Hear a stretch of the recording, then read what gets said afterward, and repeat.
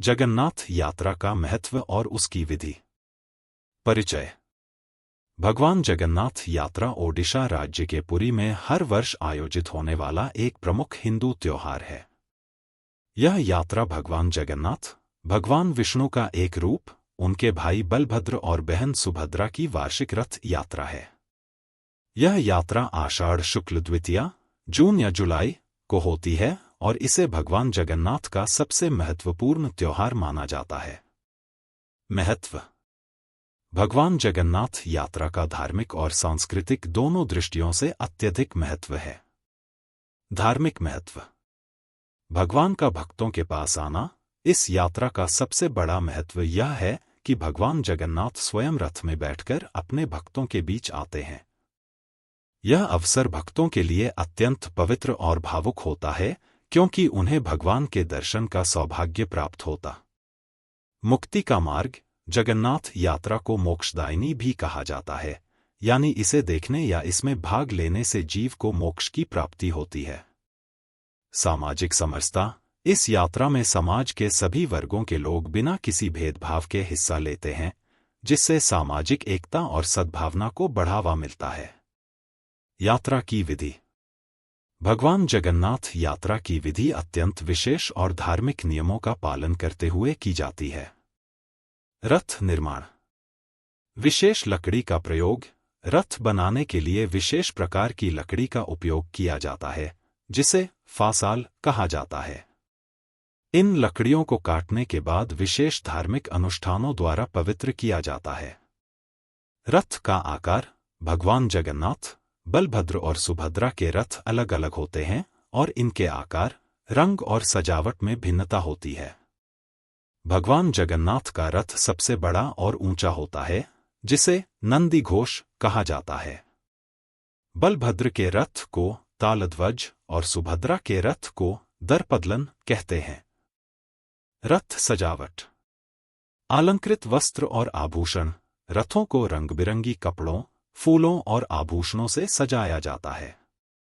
इन सजावटों में पारंपरिक ओडिशा कला और शिल्प का प्रयोग होता है। झांकियों का निर्माण। रथों पर विभिन्न धार्मिक कथाओं और भगवान की लीलाओं की झांकियां बनाई जाती हैं, जो भक्तों को धार्मिक शिक्षाओं से अवगत कराती हैं। शुभ मुहूर्त। रथों को खींचने का कार्य शुभ मुहूर्त में किया जाता है। यह कार्य पुरी के राजा द्वारा एक सुनहरे झाड़ू से रथों की सफाई करके प्रारंभ किया जाता है, जिसे छेरा पहनरा कहते हैं।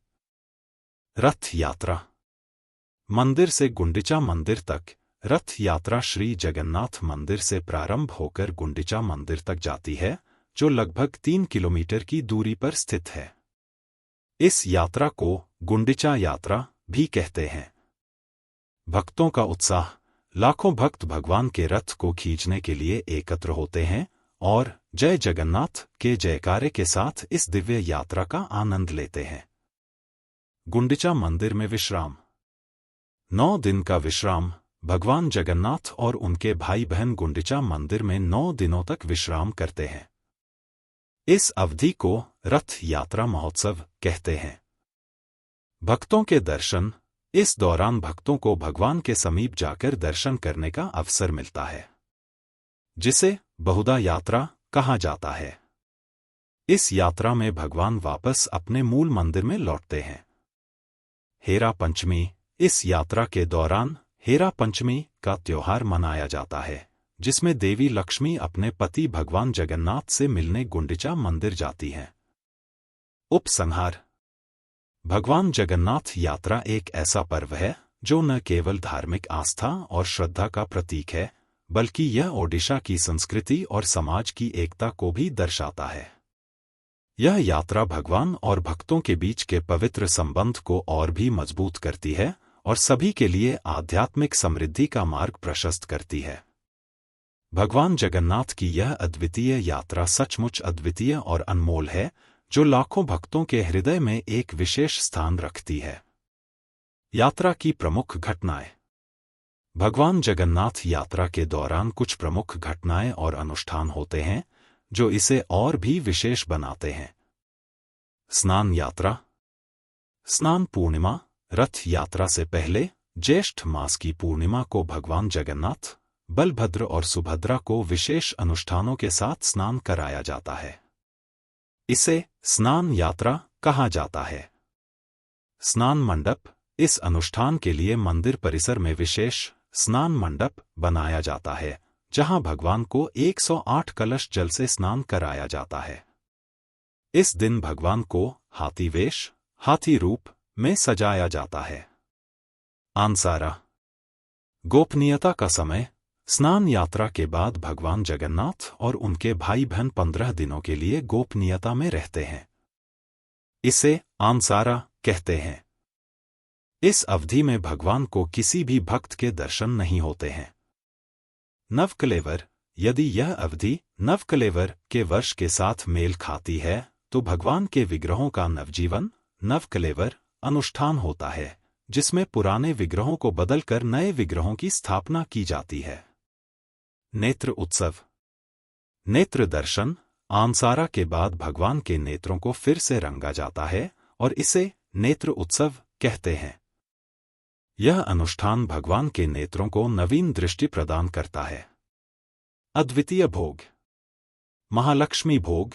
गुंडिचा मंदिर में भगवान जगन्नाथ को विभिन्न प्रकार के भोग अर्पित किए जाते हैं, जिसमें पहाड़ा भोग और महालक्ष्मी भोग प्रमुख हैं। यह भोग विशेष रूप से भगवान की पसंद के अनुसार तैयार किया जाता है। सन्यासी राजा का महत्व। राजा का अनुष्ठान। पुरी के सन्यासी राजा, जिन्हें गजपति महाराज कहा जाता है, यात्रा के दौरान महत्वपूर्ण भूमिका निभाते हैं। राजा स्वयं रथों की सफाई और उन्हें खींचने के लिए प्रथम झाड़ू लगाते हैं। यह परंपरा भगवान के प्रति राजा की भक्ति और विनम्रता को दर्शाती है। रथ यात्रा के ऐतिहासिक और पौराणिक कथाएं। भगवान जगन्नाथ यात्रा से जुड़ी कई पौराणिक कथाएं और ऐतिहासिक घटनाएं हैं जो इसे और भी महत्वपूर्ण बनाती हैं। कृष्ण लीला। अर्जुन की कहानी। एक पौराणिक कथा के अनुसार महाभारत के समय भगवान कृष्ण ने अर्जुन को बताया था कि वे अपने भाई बलभद्र और बहन सुभद्रा के साथ द्वारका से कुरुक्षेत्र की यात्रा करेंगे। इसी कथा के आधार पर जगन्नाथ यात्रा की परंपरा का उदय हुआ। इंद्रद्युम्न की कथा।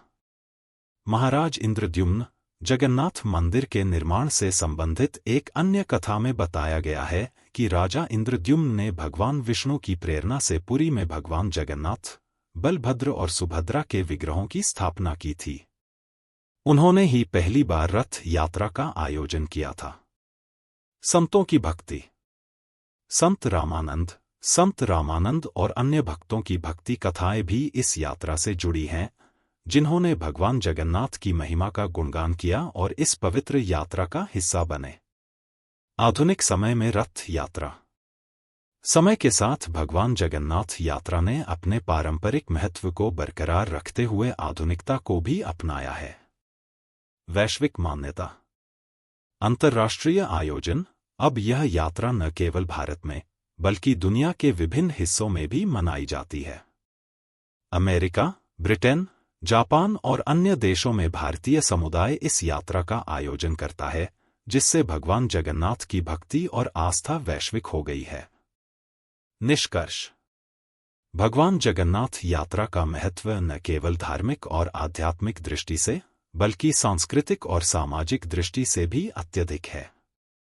यह यात्रा भगवान और उनके भक्तों के बीच के गहरे संबंध को दर्शाती है और समाज में एकता और समरसता का प्रतीक है। यह पर्व हर साल नई ऊर्जा और उत्साह के साथ मनाया जाता है, जो लाखों भक्तों के जीवन में आध्यात्मिक प्रकाश फैलाता है।